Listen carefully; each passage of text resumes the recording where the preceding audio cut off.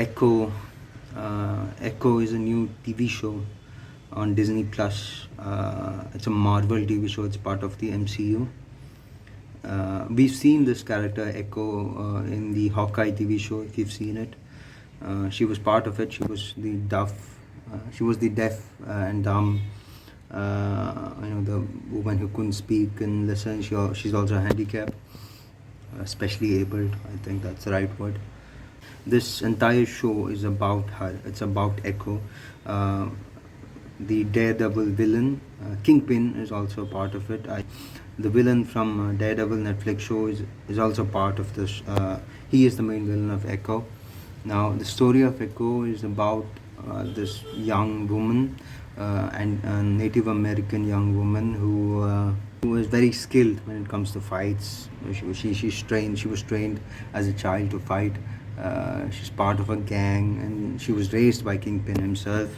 Now, the trailer of the show, the Echo show, they show Daredevil in the show, and that's the only reason I decided to watch the show, because I thought there would be Daredevil in it, and there was just one scene. There was just one 30-second scene with Daredevil in it. I feel like I was catfished into watching the entire show. The story revolves around Echo discovering that Wilson Fisk murdered her father, and the story is about her wanting to take revenge. The story was very silly and it was not good. The action scenes in the movie and the show were really good. They were better than they were much larger than shows like Daredevil. Daredevil had mostly grounded action. Meanwhile, the Echo show, there's a scene where she jumps off from, where she runs on a train. She also has some kind of strange powers because she's Native American. Similar to Kahori from What If. If you've seen What If show, you know who Kahori is. She has lots of powers, she could run fast and all that. The show is mostly I wouldn't say it's anti-male, but it's more pro-female. The female characters, whether it's Echo or her grandmother or her cousin, they have this power, glowing fists, similar to Kahori, because she's Native American. How does that help? I have no idea.